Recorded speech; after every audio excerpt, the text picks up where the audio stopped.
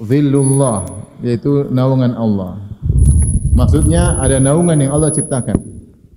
Naungan yang Allah ciptakan, yang naungan tersebut naungan yang mulia, sehingga bisa mengayomi 7 golongan yang mulia tersebut.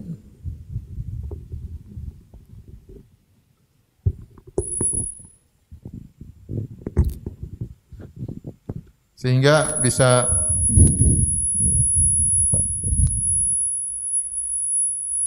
berapa? Ya, storing ya. Hah? Ini enggak cukup.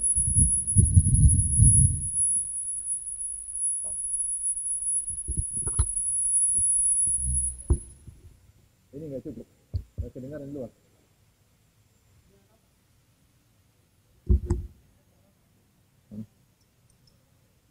Tes agak maju.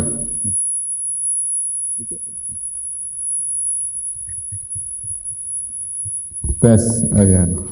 Itunya coba di apa? Baik. Kita tunggu sebentar. Tes 1, tes 1 2. Tapi kita lanjutkan. Itu suara bisa dihilangkan? Sudah hilang? Baik. Kita lanjutkan. Di sini Allah mengatakan yauma la dhilla illa dhilluh, hari yang sangat dahsyat tersebut tidak ada naungan kecuali naungan Allah Subhanahu wa taala. Maka ada yang mengatakan naungan tersebut naungan yang Allah ciptakan di hari yang sangat dahsyat tersebut Allah sandarkan kepada Allah. Inilah naungan yang luar biasa yang bisa mengayomi 7 golongan sehingga mereka merasa nyaman di hari yang sangat dahsyat tersebut. Sementara manusia dalam kondisi kesulitan, mereka merasa nyaman. Dalam sebagian riwayat, maksudnya adalah naungan arsy Allah Subhanahu wa taala. Nah, di antara 7 golongan tersebut ternyata ada golongan yang kedua, kata Nabi sallallahu alaihi wasallam, syabun nasya'a fi ibadatillah, yaitu pemuda yang tumbuh dalam ketaatan kepada Allah Subhanahu wa taala. Ini adalah sosok yang menakjubkan. Nabi gandengkan dia dengan 6 golongan yang lainnya. Kita tahu 7 golongan tersebut. Yang pertama imamun adil, imam yang adil. Yang kedua syabun nasya fi ibadatillah, anak muda yang tumbuh dalam ketaatan kepada Allah. Kemudian yang ketiga rajulani tahabba fillah ijtama alaihi wa tafarraqa alaihi, 2 orang yang saling mencintai karena Allah, bertemu karena Allah, berpisah karena Allah. Yang keempat rajulun qalbuhu mu'allaqun bil masajid, seorang lelaki yang hatinya terikat di masjid, maksudnya selalu ingin ke masjid. Yang kelima rajulun da'atu imra'atun dzatu mansibin wa jamalin faqala inni akhafullah, seorang lelaki yang dirayu oleh wanita cantik dan punya kedudukan kaya raya atau punya harkat dan martabat yang tinggi, lantas dia berkata, aku takut kepada Allah Subhanahu wa taala. Yang keenam rajulun tasaddaqa bi yaminihi fa akhfaha hatta la ta'lama shimaluhu ma tunfiqu yaminuhu, seorang yang berinfak dengan tangan kanannya kemudian dia sembunyikan sampai tangan kirinya tidak tahu apa yang diinfakkan oleh tangan kanannya. Dan yang ketujuh rajulun dzakarallaha khaliyan fa fadat aynah, seorang yang berzikir kepada Allah sendirian kemudian dia pun menangis ya. Ini semua orang-orang hebat, orang-orang hebat, 7 orang ini. Menjadi imam yang adil sungguh sulit seperti apa, luar biasa. Jadi pemuda yang bertakwa kepada Allah sungguh sangat luar biasa. 2 orang yang berteman karena Allah, bukan karena dunia, ya, dengan hak-hak pertemanan, tidak sedikit-sedikit dibombe, kemudian putus hubungan gara-gara sedikit. Ya. Dia tahu hak-hak pertemanan, hak-hak dan kewajiban, syarat dan ketentuan berlaku, berteman karena Allah Subhanahu wa taala, ya. Bukan berteman karena syahwat. Ini juga tidak mudah. Yang keempat, menjadikan hati selalu rindu ke masjid. Ini pun tidak mudah. Betapa orang senang kalau ada uzur tidak ke masjid, dia bahagia. Misalnya ada hujan, alhamdulillah ada hujan, tidak ke masjid. Tidak semua orang semangat ke masjid. Yang kelima, apalagi lelaki dirayu oleh wanita yang cantik dan kaya raya. Ini lebih susah lagi. Saya rasa antum tidak ada yang mengalami seperti ini ya.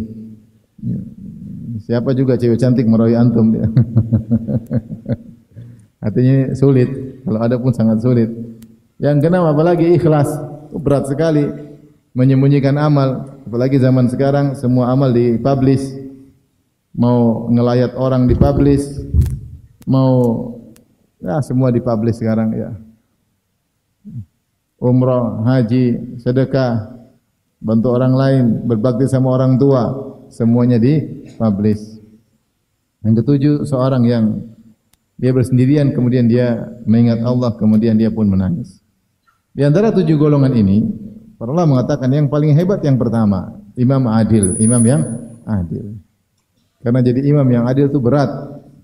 Namanya pemimpin biasanya ingin menyenangkan dirinya, menyenangkan keluarganya, menyenangkan koleganya, nepotisme dan yang lainnya. Untuk bersikap adil tidak mudah. Kemudian di antaranya pemuda yang tumbuh di atas ketaatan kepada Allah. Kenapa pemuda ini sangat hebat? Karena untuk bisa jadi seorang pemuda yang beriman kepada Allah, taat kepada Allah, berarti dia meninggalkan hal-hal yang seharusnya menurut pandangan masyarakat adalah wajar. Namanya juga anak muda. Main sana, main sini, ngabis-ngabisin waktu, mau coba ini, coba anu, kepo ini, kepo anu. Namanya juga anak muda. Orang selalu kasih udzur kepada anak muda. Datang dalam satu riwayat, meskipun saya lemah, dari jalan Ibnu Lahiyah, Nabi SAW mengatakan, Inna Allah ya'jabu min syabin laisat lahu sabwah. Sungguhnya Allah kagum dengan seorang pemuda yang tidak ada sifat kekanak-kanakannya, yang suka melakukan hal-hal yang dilarang. Hebat pemuda ini. Kok bisa ada anak muda ternyata taat kepada Allah? Kok bisa ada muda berbakti kepada kedua orang tuanya? Kok bisa anak muda bisa menundukkan pandangannya?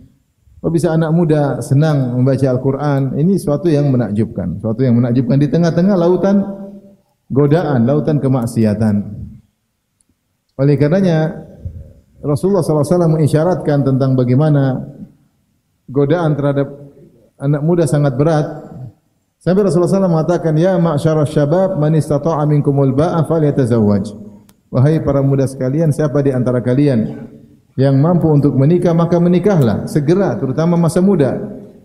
Kenapa? Innahu aghaddu lil basar. Sungguhnya dengan menikah itu lebih menundukkan pandangan. Wa ahsanu lil farj, dan bisa lebih menjaga kemaluan. Ini Rasulullah tujukan kepada para pemuda yang gejolak syahwat mereka sedang berkobar-kobar. Oleh karenanya ketika ada seorang pemuda yang kemudian dia bisa stabil, beriman, bertakwa kepada Allah, menuntut ilmu, terhindar dari kenakalan remaja yang terutama zaman sekarang, maka dia layak untuk dikagumi oleh Allah Subhanahu wa taala. Ya. Maka dia layak mendapatkan tempat spesial dalam syariat. Maka ini motivasi bagi kawan-kawan sekalian. Sebelum saya lanjut, saya ingin tanya, yang umurnya di bawah 40 angkat tangan coba. Oh, ini pengajian pemuda ternyata, Masya Allah. Anak muda semua. Yang umur di atas 40 angkat tangan. Udah tua-tua. Coba ulang yang di atas 40 angkat tangan. Kira-kira berapa persen yang hadir? Paling cuma 10% kali ya, enggak sampai. Ya. Enggak. Tapi jiwa muda ya, jiwa muda. Ya.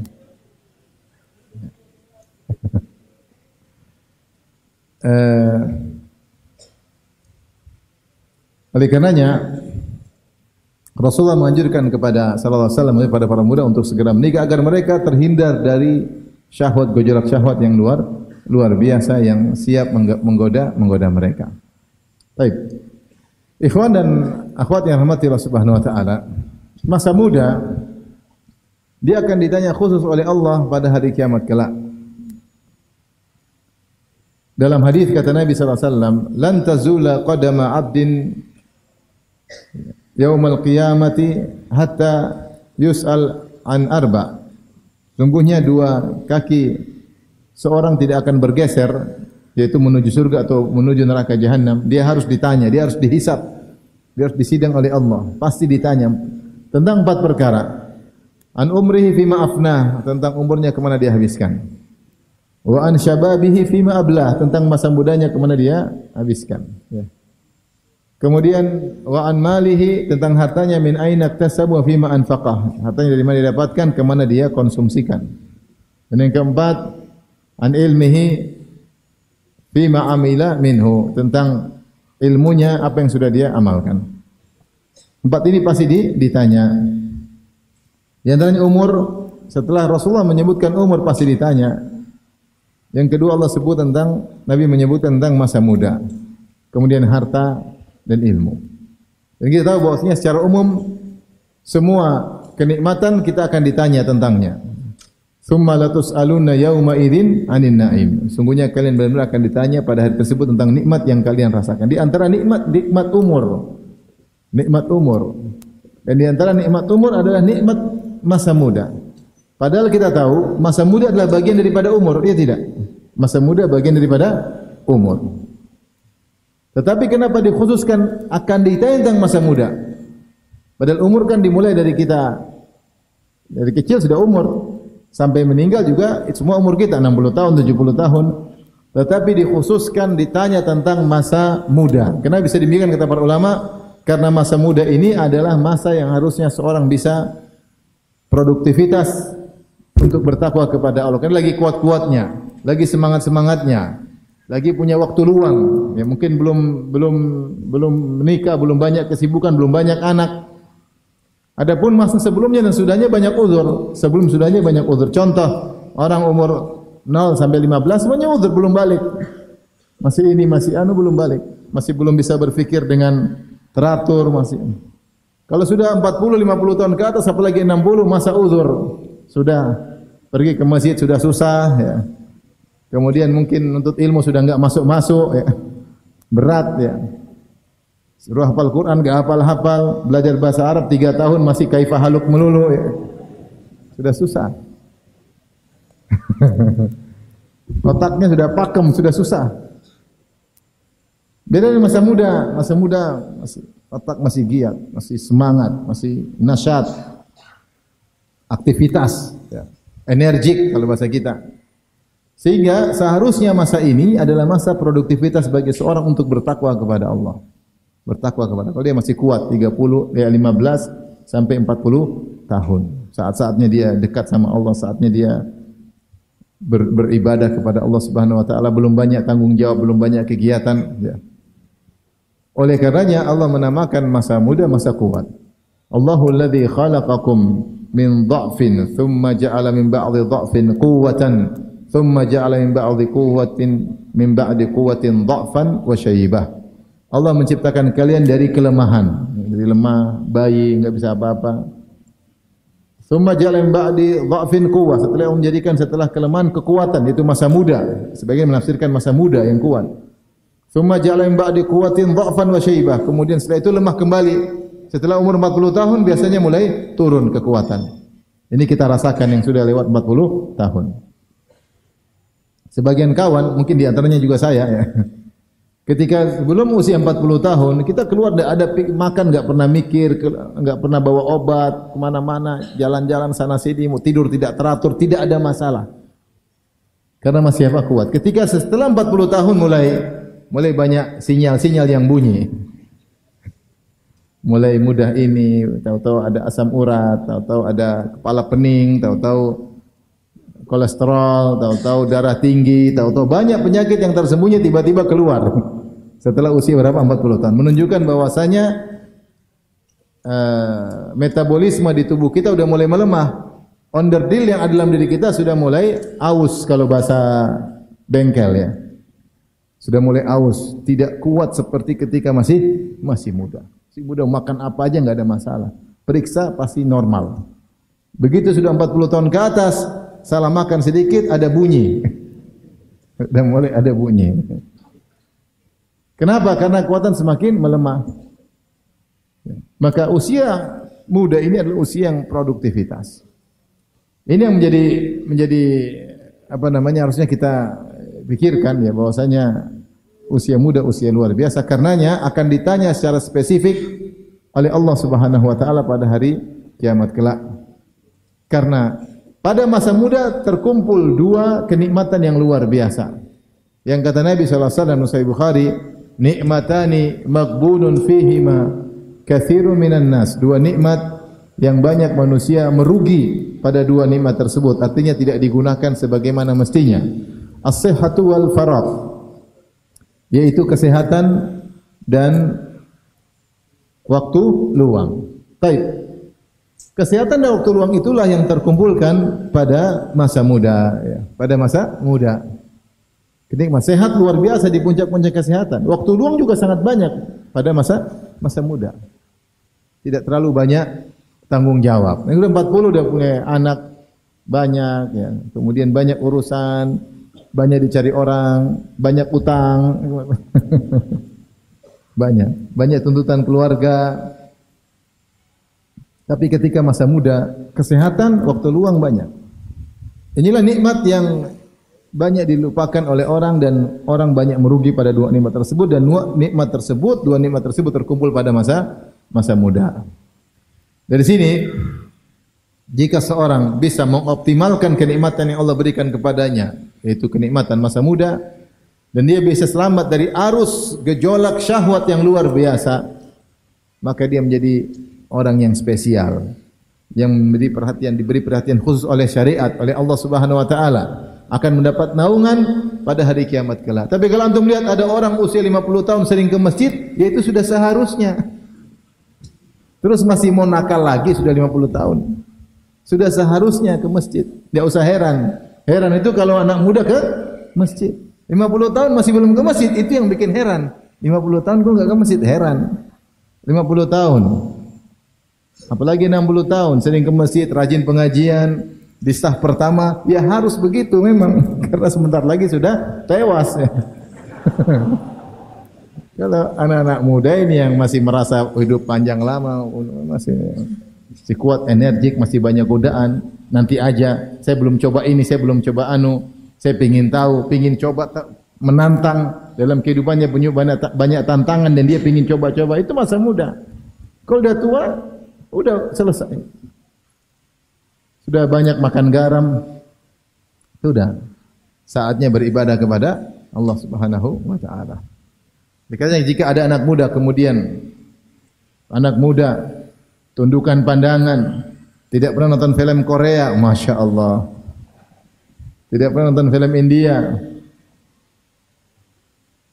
tidak musik-musikan, luar biasa ini anak muda. Senangnya baca Quran, berbakti sama orang tua, sering menyenangkan hati kedua orang tuanya, perhatian sama kakak adiknya. Ini anak muda luar biasa. Tapi langka anak muda seperti ini. Makanya dalam riwayat disebutkan innallaha ya'jabu min syabin laisat lahu sabwah. Allah kagum dengan anak muda yang tidak ada sifat kekanak-kanakan, yaitu sering nakal sana nakal sini, kenakalan remaja. Dia kecenderungannya untuk bertakwa kepada Allah Subhanahu wa taala. Namun adakah orang seperti ini? Ada, namun tidak banyak. Saya tahu ada anak muda yang bertakwa kepada Allah, bekerja untuk menghidupi keluarganya. Sampai saya dengar disebut dengan generasi sandwich. Benar enggak? Generasi sandwich ya. Itu ditekan dari atas dan bawah. Tapi generasi sandwich syar'i. Dia bertakwa kepada Allah. Ada yang sandwich tapi sandwich tidak tahu agama. Cuma mikir duit aja, ada. Enggak, ini sandwich yang dia kok sandwich ya. Intinya dia benar-benar bekerja keras tapi dia bertakwa kepada Allah Subhanahu wa taala. Ibadahnya oke, baktinya sama orang tua luar biasa. Sampai saya tahu ada seorang pemuda, dia kalau mau makan dia harus makan sama ibunya. Karena ibunya bapaknya sudah meninggal, keluarganya enggak ada, dia kalau makan sama ibunya ya. Subhanallah ya. Jadi inilah generasi muda yang siapa yang bisa menjadi pemuda yang beriman, maka dia akan mendapatkan nilai plus dari syariat. Karenanya ikhwan dan akhwat yang dirahmati Allah Subhanahu wa taala, dalam Al-Qur'an Allah menyebutkan tentang kisah-kisah para pemuda. Untuk motivasi kita, sebut banyak pemuda Allah sebutkan dalam Al-Qur'an. Siapa aja? Coba saya sebutkan. Anak-anak muda disebutkan dalam Al-Quran. Siapa? Pertama, Ashabul Kahfi. Terus apa lagi? Hah? Nabi Yusuf alaihissalam. Terus siapa lagi? Hah? Nabi Musa, ya. Nabi Musa. Oke lah, muda dan bolehlah nasi muda. Siapa lagi? Hah? Nabi Ibrahim, muda. Siapa lagi? Hah? Di antaranya adalah kalau perempuan siapa? Aisyah enggak ada dalam Al-Qur'an. Ada juga. Disebutkan tentang Aisyah. Di antaranya Maryam bintu Imran. Ini contoh-contoh anak muda yang harusnya kita baca sehingga kita termotivasi, ya. Bagaimana mereka di masa muda ternyata mereka ya, mengorbankan kesenangan-kesenangan duniawi demi untuk akhirat mereka. Contoh seperti Ashabul Kahfi, Allah mengatakan innahum fityatun amanu bi rabbihim wazidnahum huda. Sungguhnya mereka adalah sekelompok pemuda. Bagaimana kisah Ashabul Kahfi? Mereka pemuda, disebutkan kalau kita baca tafsir, mereka adalah anak-anak orang kaya, orang tua mereka pejabat-pejabat. Anak muda ini, 7 orang ini orang tuanya pejabat-pejabat. Ketika Allah kasih iman kepada mereka, mereka tinggalkan seluruh kemewahan dunia demi untuk beriman kepada Allah dan tidak mau syirik. Sampai dipanggillah mereka dan mereka disuruh murtad dari tauhid, ya. Jika tidak maka seluruh kekayaan akan ditarik oleh orang tua mereka. Jadilah mereka hidup susah dan mereka akhirnya kabur karena mereka akan dibunuh. Akhirnya mereka sembunyi di goa Al-Kahf. Kemudian mereka tidur, ternyata mereka tidur 300 tahun atau 309 tahun. Allah sebut tentang mereka innahum fityah, mereka anak muda. Yang menakjubkan di sini, bagaimana anak muda ini bisa meninggalkan kemewahan dunia demi untuk membela keimanan yang mereka miliki. Ini contoh, ya. Karena anak muda senangnya berfoya-foya, senang-senang, jalan-jalan, ya. Pamer-pamer, anak muda apalagi zaman sekarang punya apa sedikit pamer, ya. Beli HP baru pamer, beli jam baru pamer, ya. Pergi kemana pamer, jalan-jalan ke Kendari pamer, apalagi jalan-jalan ke luar negeri pamer. Hidupnya penuh dengan itu, pamer, dipuji, pamer, jempol, cap apa namanya, jempol apa namanya, like, semua. Ini anak muda ini hendak dunia dia tinggalkan. Dan siapa sahabat yang rela meninggalkan dunia demi iman? Siapa? Mus'ab bin Umair. Mus'ab bin Umair radhiyallahu anhu. Kita kalau baca Mus'ab bin Umair radhiyallahu anhu, tadinya pemuda kaya raya, a'tar, orang yang pemuda yang paling wangi parfumnya. Apalagi parfum zaman dahulu, parfumnya asli, bukan seperti sekarang. Parfumnya campur banyak campurannya, ya. Sehingga kalau dia pakai parfum luar biasa tercium dari jarak kejauhan. Sampai begitu sayangnya orang tuanya kepada Mus'ab bin Umair radhiyallahu anhu sampai dia memakai pakaian import. Disebutkan sendalnya dari luar negeri, kalau enggak salah entah dari Yaman atau dari Syam. Bajunya pun demikian dari luar negeri, import. Ketika dia masuk Islam, maka dua pilihan. Murtad tetap dalam kondisi kenyamanan atau Islam diambil seluruh kekayaan. Akhirnya dia memilih yang kedua. Dia rela kekayaannya dihentikan. Akhirnya jadilah dia pemuda yang sangat miskin. Sampai bajunya robek-robek dijahit, muraqqa'at, yaitu kumpulan robekan-robekan dijahit oleh Mus'ab bin Umair. Sampai dalam riwayat hadis Ali bin Abi Thalib radhiyallahu anhu, sampai tangan beliau bersisik. Ketika Nabi SAW melihat kondisi Mus'ab, Rasulullah SAW menangis. Ingat tentang bagaimana dia dulu dengan dia sekarang.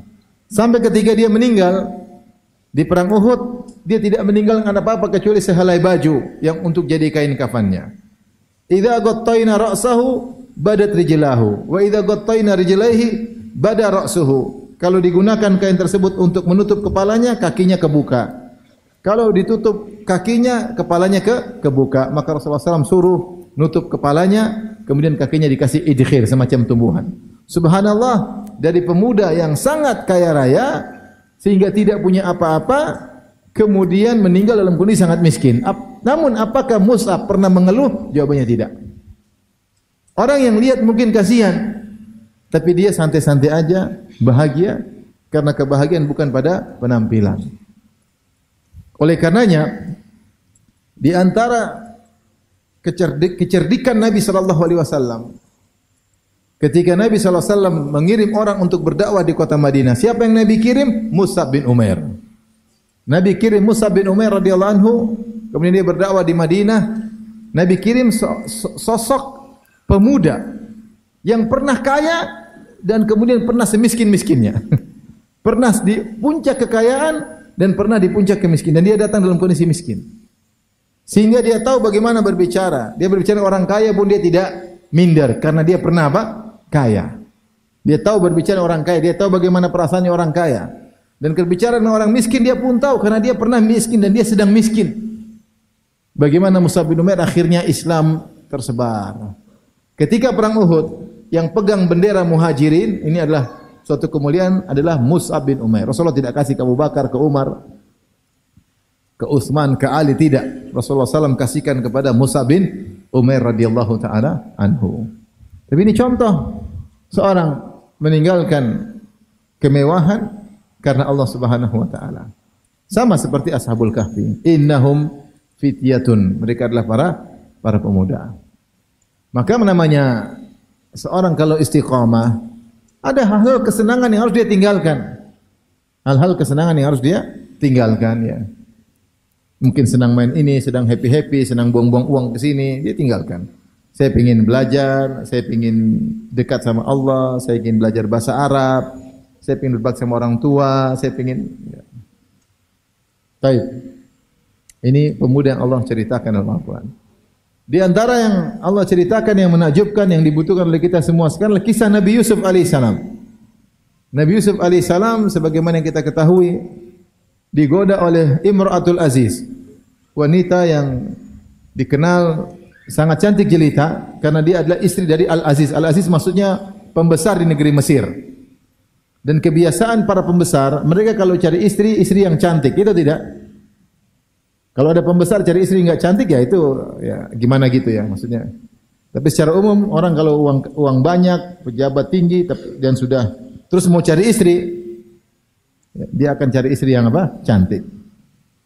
Maka Imratul Aziz yang disebutkan konon namanya Zulaikha, wanita yang cantik jelita. Setelah itu dia menghias dirinya sehingga kecantikan semakin cantik dengan menghias dirinya. Kemudian dia merayu Nabi Yusuf alaihissalam. Yang perhatian kita di sini, para ulama menyebutkan berbagai banyak ujian dihadapi Nabi Yusuf. Ada yang menyebutkan 10 ujian, ada yang mengatakan 12 ujian. Itu Nabi Yusuf diantaranya jauh dari kampungnya. Karena jauh dari kampungnya, orang kalau jauh dari kampung dia mau maksiat, dia cuek aja. Ya, beda kalau di kampung sendiri, dia takut ketahuan keluarganya, mempermalukan keluarga. Tapi kalau jauh, dia cuek aja. Keluarganya di Palestina, dia di Mesir. Yang kedua, maksiat tersebut tertutup. Waghallaqatil abwab. Ini Zulaikha sudah tutup semua pintu. Semua pintu tertutup sehingga tidak mungkin ketahuan orang. Tidak ada orang yang tahu kecuali Rabbul Alamin. Yang ketiga, namanya laki-laki berdua dengan perempuan, kalau majikan dengan pembantu, maka tidak ada yang curiga. Tidak ada yang curiga. Biasa kan pembantu ketemu dengan apa? Majikan. Biasa. Makanya Rasulullah SAW mengatakan alhammu maut, ipar adalah maut. Kenapa? Karena seorang wanita dengan iparnya tidak dianggap, tidak dicurigai apa-apa. Justru itu yang bahaya. Ketika tidak dikhawatirkan, justru mengkhawatirkan. Sama Nabi Yusuf alaihissalam dengan majikannya, perempuan itu majikan. Artinya kalau dekat-dekat disuruh-suruh, ini biasa orang lihat. Sehingga ini juga adalah faktor. Seandainya Nabi Yusuf alaihissalam bermaksiat, waliyadzubillah, perkaranya ringan. Yang keempat, ini perempuan yang ngerayu. Perempuan yang ngerayu. Betapa banyak laki-laki imannya kuat ketika perempuan mulai menggoda, jenggotnya goyang ya. Berat. Bukan dia yang merayu, ini perempuan yang mulai apa? Menggoda. Akhi, belajar agama di mana? Wah, goyang ras. Perempuan yang goda. Di antaranya disebut oleh para ulama Yusuf alaihissalam masih muda, itu masalahnya. Dia masih muda. Tentu maksiat pemuda sangat wajar kalau menurut orang. Mana namanya muda? Masih muda. Syahwat ada bergejolak. Kalau udah tua enggak wajar. Makanya kalau ada lelaki pemuda berzina dengan orang tua berzina, dosanya lebih besar yang tua. Sama-sama dosa besar, tapi besar yang tua. Kenapa tua itu harusnya tobat? Ini malah zina. Karena faktor untuk dia bermaksiat kecil. Harusnya sudah tua, syahwatnya kecil. Tapi ini kok malah berzina. Maka Rasulullah mengatakan, "Thalathatun la yukallimuhumullahu yaumal qiyamah wa la yanzuru ilaihim wa lahum adzabun alim." 3 orang yang Allah tidak melihat mereka, Allah tidak berbicara dengan mereka dengan pembicaraan kasih sayang, dan Allah tidak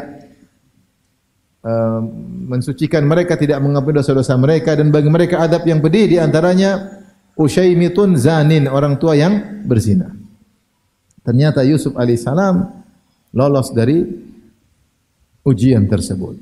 Caranya bagaimana? Dia kabur. Dia kabur. Anak muda. Nah, ini sangat diperlukan zaman sekarang, anak muda, untuk terhindar dari fitnah syahwat.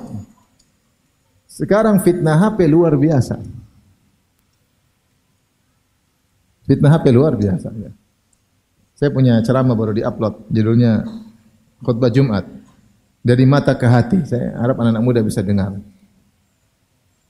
Bahwasanya fitnah pandangan luar biasa. Merusak kebahagiaan seorang pemuda.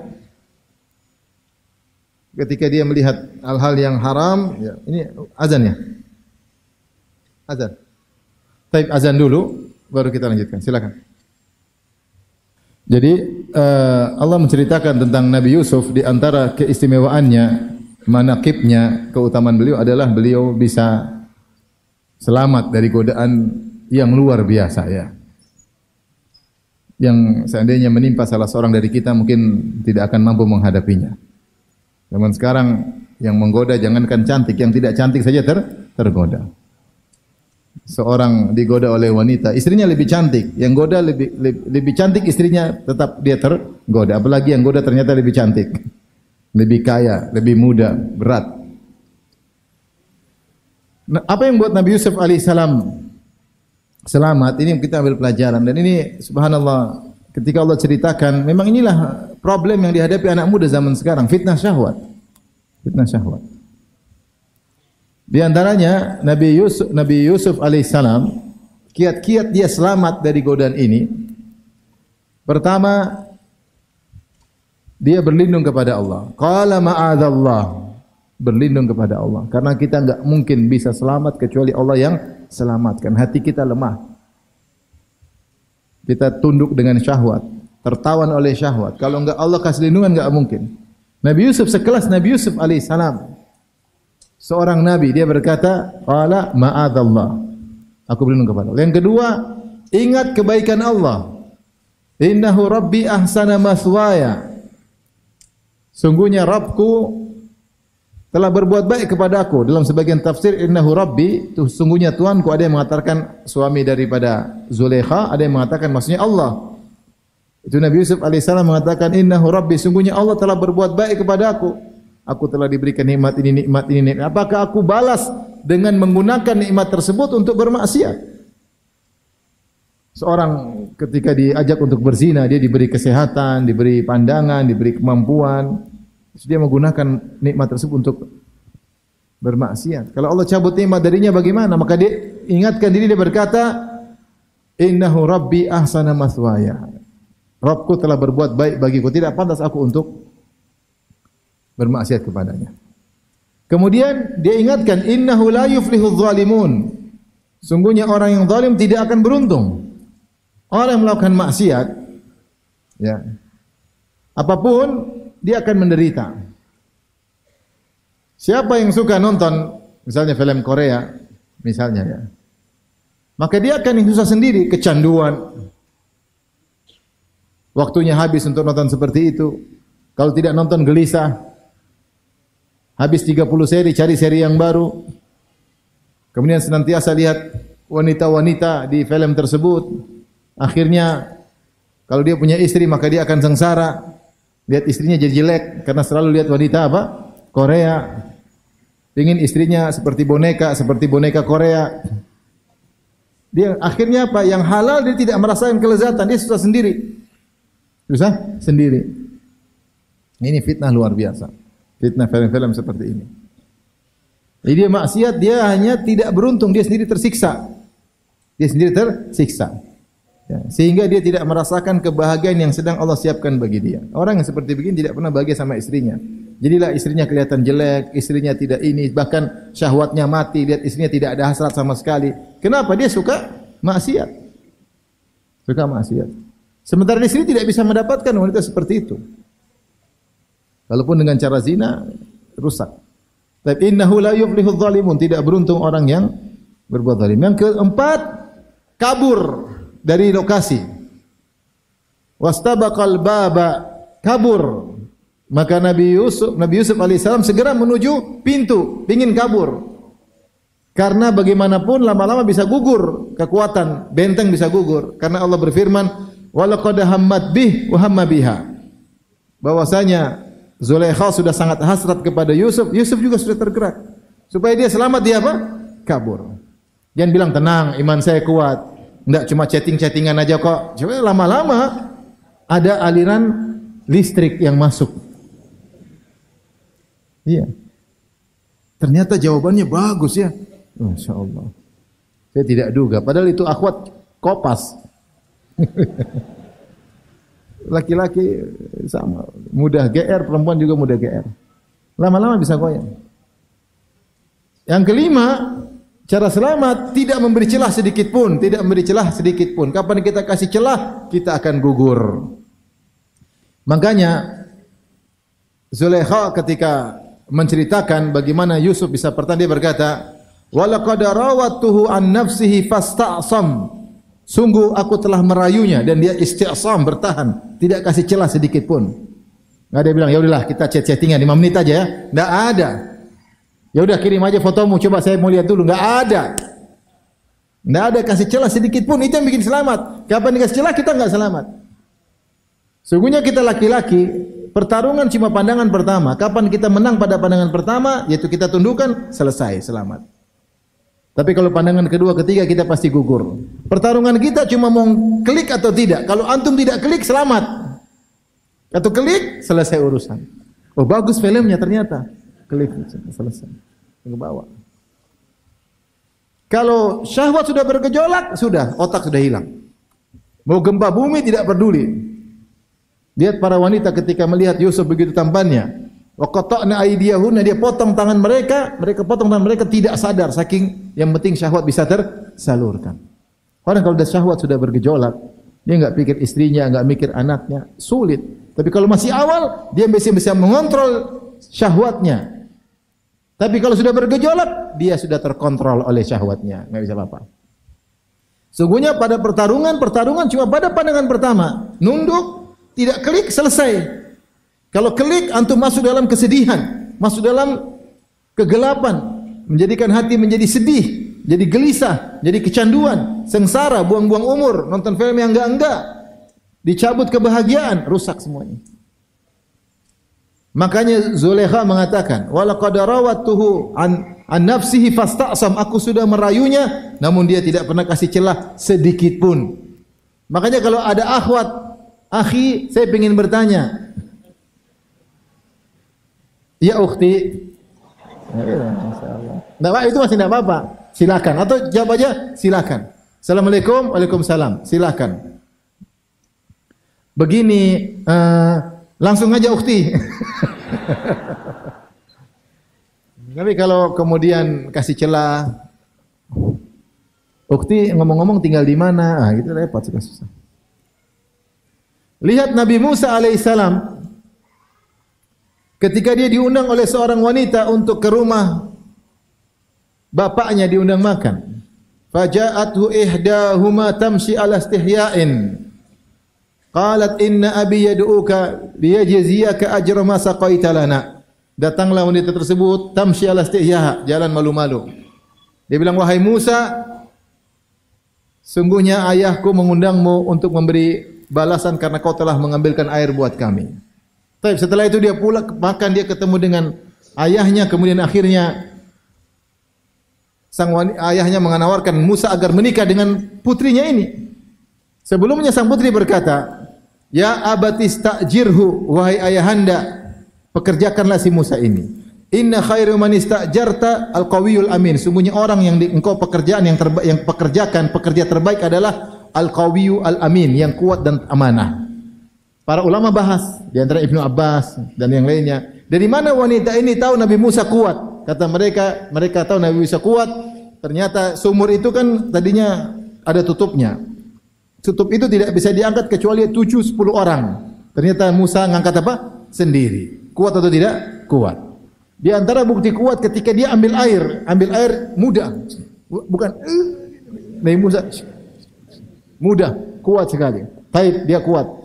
Dari mana tahu dia amanah? Subhanallah. Coba antum baca buku tafsir. Bukan tafsir Ibnu Katsir. Dari mana wanita ini amanah sehingga dia mengatakan ayahanda ini Musa amanah? Ketika dia datang malu-malu, Nabi Musa melihat dari jauh. Ketika tahu dia wanita, dia tundukkan pandangan. Subhanallah. Dia tundukkan pandangan. Kemudian ketika berjalan, Nabi Musa mengatakan, biar saya di depan, kau di belakang. Nabi Musa tidak jalan bareng berdua. Ukhti rumahnya sebelah mana? Berapa bersaudara ukhti? Sudah ada yang nikah belum? Itu kalau kita. Kesempitan dalam kesempatan. Nabi Musa tidak buka celah. Itu perempuan di belakang depan. Kenapa kalau perempuan depan dia lihat tentang lekuk tubuhnya, macam-macam. Dia bilang kau di belakang, saya depan. Kalau saya salah jalan, lemparkan batu ke kanan. Jadi Nabi Musa jalan depan, kalau lempar ke kanan, belok kanan. Kalau kiri lempar batu kiri. Tanpa berbicara sampai di rumah bapaknya. Maka wanita tahu Musa adalah lelaki yang apa? Amanah. Subhanallah. Tidak kasih celah sedikit pun. Yang masalah ini sebenarnya kita kuat, cuma kita kasih apa? Celah. Boleh dong kirim fotonya? Harusnya kalau ada akhwat goda kirim foto langsung kita delete. Jangan disimpan, delete. Bukan cuma delete, blokir. Jangan bilang siapa tahu. Kalau kita simpan repot. Nanti kita lihat-lihat, apalagi istri lagi ngomel, kita lihat-lihat murojaah, wah repot. Jadi subhanallah, itu Musa alaihissalam. Tidak kasih kesempatan. Rasulullah juga cerita tentang fitnah wanita luar biasa, tentang Juraij, ahli ibadah. Ketika dia ahli ibadah, dia punya kuil, dia ahli ibadah sampai orang-orang hasad sama dia. Mereka ingin menjatuhkan citranya. Mereka ingin mempermalukan dirinya. Maka ada seorang wanita pezina paling cantik di zaman tersebut. Dia bilang, urusan saya, Juraij. Saya goda dia. Dan laki-laki mau jenggotan, mau ahli ibadah, lihat cewek pasti goyang. Ya atau tidak? Kalau saya tidak goyang, tapi kok tidak normal berarti? Lihat laki malah goyang, wah. Kalau cowok lihat lagi pasti goyang. Kalau normal, kalau enggak normal ya apa boleh buat. Jadi wanita itu dengan pedenya, itu urusanku, Juraij urusanku. Kenapa dia tahu bahwa laki-laki pasti lihat perempuan pasti tergoda? Maka dia pun naik, dia menuju ke kuil Juraij, maka dia panggil Juraij, Juraij. Juraij tidak menoleh sedikit pun. Subhanallah, tidak menoleh sedikit pun. Dia tidak kasih celah sama perempuan tersebut. Ini caranya Nabi Yusuf selamat, tidak kasih apa? Celah. Tapi kalau udah repot. Ya kita laki-laki akhirnya. Lihat perempuan mudah tergoda. Jangankan wajahnya, kukunya saja kita bisa tergoda. Belum lagi wajahnya. Jadi karenanya tidak kasih celah. Pan kasih celah kita binasa, kita hanya susah sendiri. Ini Rasulullah contohkan bagaimana supaya selamat, pelajaran bagi kita. Sampai Rasulullah SAW ceritakan, 2 kali Rasulullah ceritakan. Pertama tadi tentang 7 orang yang dinaungi oleh Allah pada hari kiamat kelak. Saya disebut ini karena sekarang di fitnah banyak fitnah syahwat, bahaya. Fitnah syubhat, fitnah syahwat. Kalau fitnah syubhat antum ngaji insyaallah antum selamat. Tapi kalau fitnah syahwat tidak ada yang bisa kontrol antum. Antum sendirian. Temu siapa? Enggak ada yang bilang udah ngaji jenggot udah panjang selamat, enggak ada. Udah pakai cadar selamat, enggak ada. Ya akhi, saya baru kasus kemarin ini, kasus saya hajian. Ini kisah nyata. Harus saya ceritakan, pilu. Hajian kemarin ada orang tanya lewat teman. Jadi orang ini, istrinya bercadar, dia juga sudah ikhwan ngaji lama, hajian. Dia pasang CCTV karena anaknya ada masalah, ingin lihat perkembangan anaknya. Istrinya nggak tahu. Dia hajian, istrinya ternyata buka laptop, kemudian dengan laki-laki lain, kemudian buka apa? Kemudian ya orang bilang begitulah maksiat jarak jauh. Ini bukan bicara mengerikan fitnah ini. Maka tidak ada ya namanya fitnah wanita. Rasulullah mengatakan, "Ma taraktu ba'di fitnatan adharra 'ala rijal minan nisa." Aku tidak pernah meninggalkan fitnah lebih parah pada laki-laki seperti fitnah wanita. Fitnah paling baik fitnah wanita. Tentu kalau itu wanita fitnah laki-laki. Nabi bohong atau jujur? Jujur. Fitnah luar biasa. Nabi sebutkan juga dua kisah. Kisah pertama tentang 7 golongan yang Allah naungi pada hari kiamat kelak. Yang tadi saya sebutkan yang kelima. Rajulun da'atu imra'atun dzatu mansibin wa jamalin. Seorang dirayu oleh wanita yang cantik dan kaya raya. Subhanallah. Faqala inni akhafullah. Aku takut kepada Allah.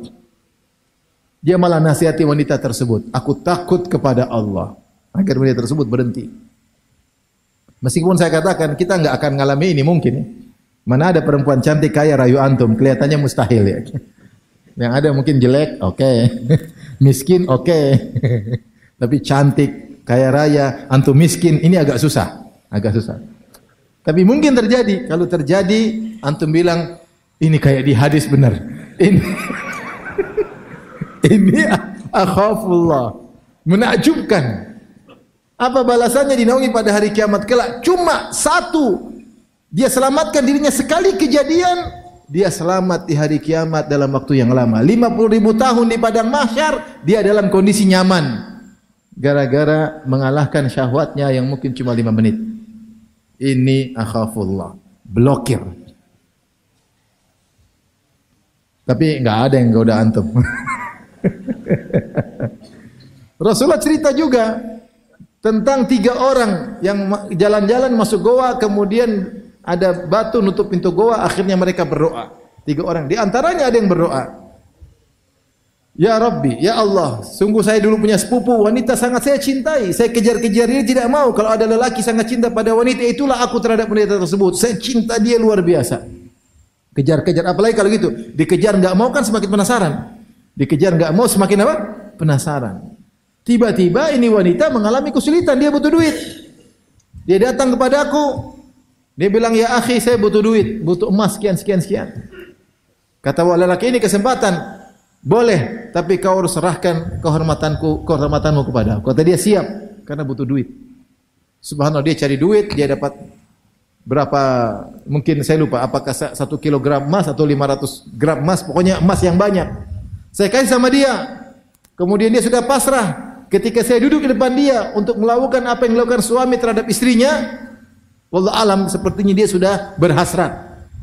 Sudah syahwat sudah bergejolak. Tiba-tiba perempuan ini berkata, "Ya Abdullah ittaqillah." Wahai hamba Allah, si fulan bertakwalah kepada Allah. Subhanallah.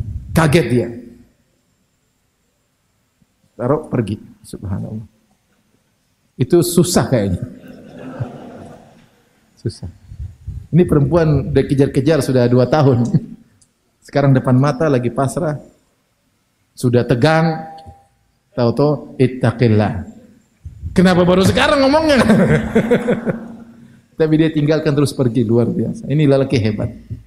Maka Allah buka pintu goa. Maka khilaf di kalangan para ulama, mana yang paling afdal di antara 3 orang ini? Ada yang bilang yang berbakti sama orang tua, ada yang mengatakan ini yang lebih afdal karena ujian dia lebih berat. Wallahu alam bisawab. Tapi intinya Rasulullah ceritakan tentang para pemuda yang diuji. Ujian tersebut dulu sampai sekarang tetap berlaku. Ujian syahwat.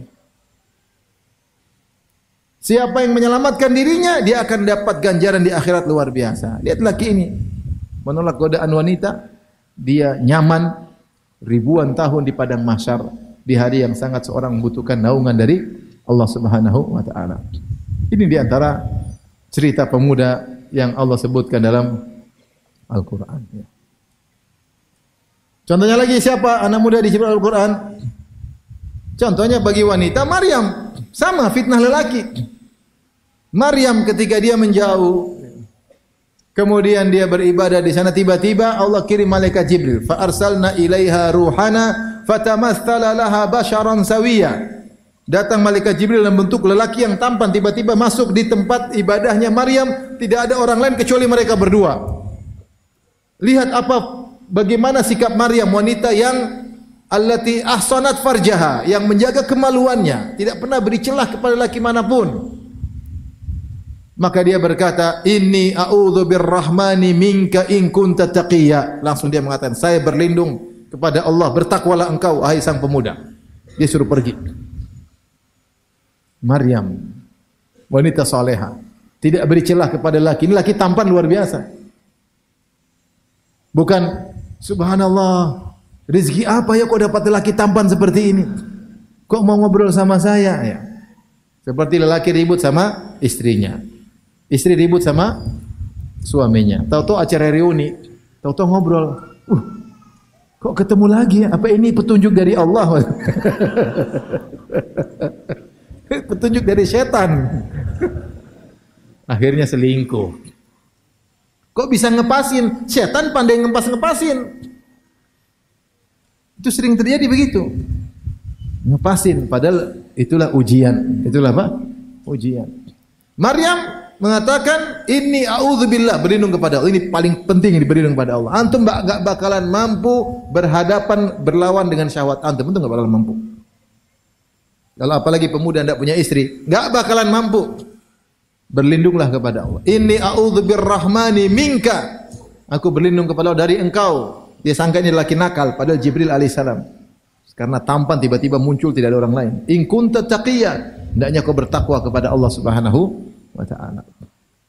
Ternyata malaikat Jibril. Demi perhatian kita bagaimana Maryam mengambil sikap yang luar biasa ketika datang lelaki muncul tiba-tiba, dia menjaga kehormatannya. Baik, mungkin ini saja ya. Masih ada pemuda yang lain. Pemuda yang lain apa dalam Al-Quran? Siapa? Ibrahim alaihissalam. Ya. Yaitu kisah bagaimana seorang pemuda yang kuat, kokoh dalam berdakwah. Sampai dia harus berhadapan dengan seluruh penduduk negerinya. Dan dia tidak peduli. Keimanannya luar biasa kepada Allah Subhanahu wa ta'ala. Ya. Semua orang terbawa tradisi, dia tidak. Jadi tradisi sembah berhala ada tradisi kampungnya. Bahkan Bapak Ibrahim tukang bikin Tuhan. Ya, pahat Tuhan, ya. Punya pabrik Tuhan. Ibrahim apa ikut tradisi? Enggak. Tradisi mereka punya berhala-berhala, kasih sajen-sajen. Ibrahim datang kepada berhala-berhala. "Ala ta'kulun, berhala, kau tidak makan." Dia ngejek berhala-berhala tersebut. Akhirnya ketika penduduk negerinya lagi pergi, keluar ada acara keagamaan, keluar dari kota, maka dia pun bikin rencana. Ya.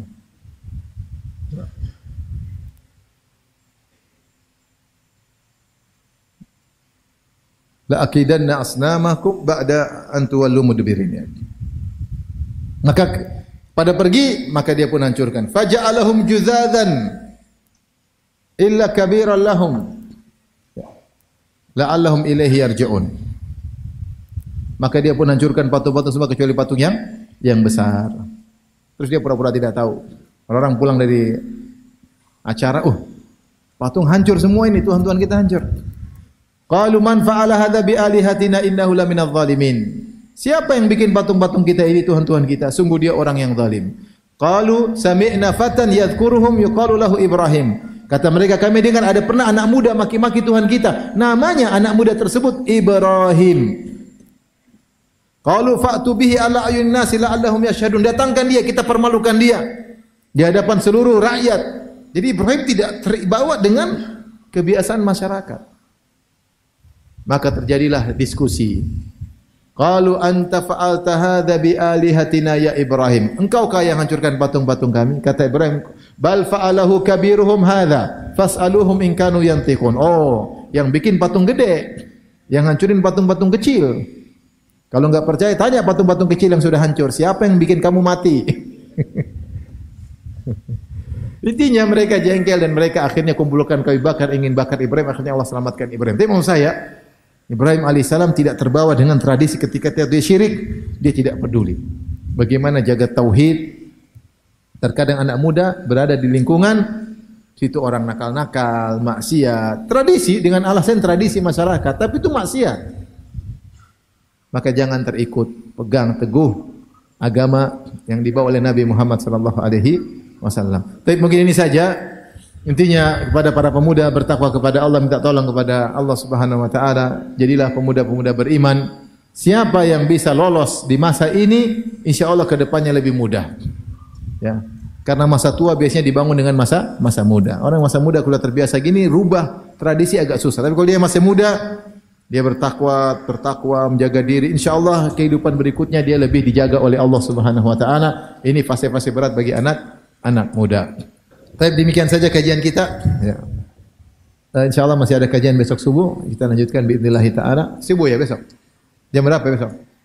Subuh kan? Pada subuh. Kurang lebih sama maaf. Subhanakallah bihamdik. Asyhadu an la ilaha illa anta astaghfiruka wa atubu ilaik. Assalamualaikum warahmatullahi wabarakatuh.